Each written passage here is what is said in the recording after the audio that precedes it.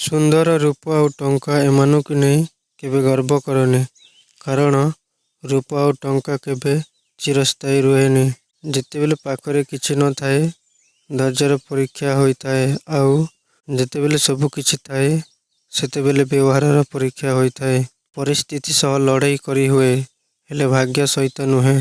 ଭାଗ୍ୟ ଏମିତି ଏକ ଅଜବ ଜିନିଷ, କାହାକୁ ଆଶାଠାରୁ ଅଧିକ ଦିଏ ତ ଆଉ କାହାକୁ ସବୁ କିଛି ଛଡ଼େଇ ନିଏ। ଏମିତିକି ବଞ୍ଚିବାର ଆଶା ବି ଛଡ଼େଇ ନିଏ। ସମସ୍ତଙ୍କ ଭାଗ୍ୟରେ ପ୍ରେମ ନଥାଏ। ପ୍ରେମ ଯାହାକୁ ମିଳେ ସେ ତାକୁ ବୁଝିପାରେନି, ଆଉ ଯାହାକୁ ନ ମିଳେ ସେ ଦିନ ରାତି ଝୁରି ହୋଇଥାଏ।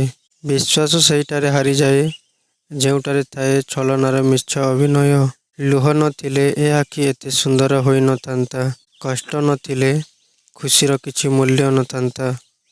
ଯଦି ଚାହିଁବା ମୁତାବକ ସବୁ କିଛି ମିଳିଯାଉଥାନ୍ତା, ତେବେ ଦୁନିଆରେ ଭଗବାନଙ୍କ ଆବଶ୍ୟକତା ନଥାନ୍ତା। ଯେତେବେଳେ ପ୍ରେମ କରୁଥିବା ବ୍ୟକ୍ତି ଆପଣଙ୍କୁ ଗୋଟିଏ ଭୁଲରେ ଛାଡ଼ିଦିଏ, ତାହା ପ୍ରେମ ନୁହେଁ। ଯେତେବେଳେ ସେହି ବ୍ୟକ୍ତି ଯେ ତୁମର 100ଟି ଭୁଲକୁ ସଂଶୋଧନ କରେ ଏବଂ ତଥାପି ତୁମ ସହିତ ରହେ, ଏହା ହିଁ ପ୍ରେମ। ଗୋଟିଏ ଝିଅର ଚେହେରାକୁ ଭଲ ପାଉଥିବା ପୁଅ କେବଳ ମିଠା ମିଠା କଥା କହିବ, କିନ୍ତୁ ହୃଦୟରୁ ଭଲ ପାଉଥିବା ପୁଅ ଗାଳି କରିବ, ପୁଣି ତାପରେ ମନାଇ ଦେବ।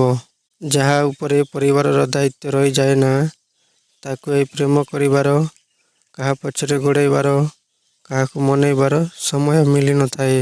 ଜୀବନରେ ଏମିତି ଜଣେ ମଣିଷ ରହିବା ଜରୁରୀ, ଯେ ତୁମ କଷ୍ଟକୁ କେବଳ ଶବ୍ଦରେ ନୁହେଁ, ମନରୁ ଅନୁଭବ କରିପାରୁଥିବ। ବନ୍ଧନ ଏମିତି ହେବା ଦରକାର, ଅଭିମାନ ଥିବ, ବାହାନା ନଥିବ, ଝଗଡ଼ା ଥିବ କିନ୍ତୁ ଦୂରତା ନଥିବ, ଭୁଲ ବୁଝାମଣା ଥିବ କିନ୍ତୁ ସମ୍ପର୍କ ଭାଙ୍ଗୁ ନଥିବ, ଆଉ ଜଣେ ଜଣଙ୍କର ଦେହ ହେଲେ ଜଣେ ଛାଇ ପରି ସାଥ ଦେଉଥିବା ଦରକାର। ଜୀବନରେ ଏମିତି ସମ୍ପର୍କ ବନାଅ ଯେମିତି ଆଇନା ଆଉ ଛାଇ ପରି ସାଥିରେ ରହିବ। କାରଣ ଆଇନା କେବେ ମିଛ କହିନଥାଏ, ଆଉ ଛାଇ କେବେ ସାଥ ଛାଡ଼ି ନଥାଏ। ଯେଉଁ ଲୋକ କାନ୍ଦି କାନ୍ଦି ରାଗରେ ସବୁ କିଛି କହିଦିଏ, ସେଇଟା ହିଁ ପ୍ରକୃତ ସତ୍ୟ ଅଟେ। କାରଣ ରାଗ ଓ କାନ୍ଦିବା ମଣିଷକୁ ସତ୍ୟ କହିବା ପାଇଁ ବାଧ୍ୟ କରିଦେଇଥାଏ।